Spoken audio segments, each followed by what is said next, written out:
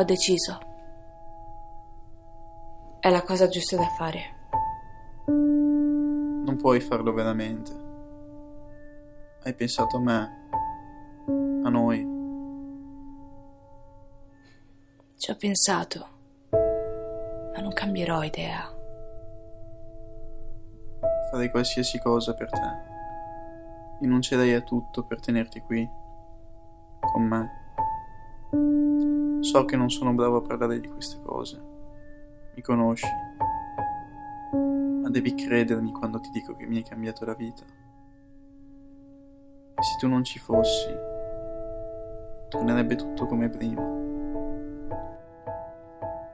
Non voglio tornare come prima.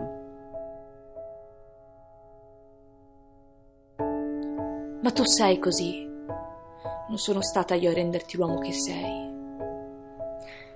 È tutto parte di te, non cambierà nulla. Senza di te sarà tutto diverso. Con chi parlerò? Chi mi dirà che sto sbagliando? Resta. Non capisci. Non ho preso questa decisione perché non ti amo. Ci penso sempre, ma rischiare è l'unica speranza. Arrivato a questo punto non riuscirei a sopportarlo. Ormai ho deciso. Ma il dolore che proverei sarebbe troppo grande. Mi distruggerebbe. È così egoista da parte tua non capirlo. Io? Egoista? Non volevo dire questo, ma non mi sembra che ti sia posto il problema di quello che voglio, anche se le tue scelte ricadranno su di me. Questo come lo chiami? È vero, forse è un po' egoista, ma anche questo è amore.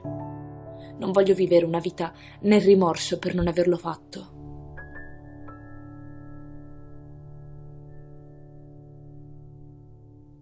Sembri così sicura, così decisa, ma tu non hai paura. Tantissimo, ma credo in te. Sei forte, ne sarai capace. Ci deve essere un altro modo di scegliere la vita. Sono sicura che saprai affrontare ogni momento che verrà. Hai ancora tanto amore da dare. E non sarai solo.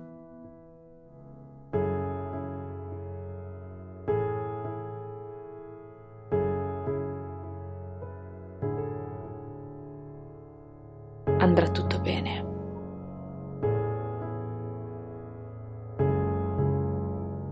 Ho scelto la vita.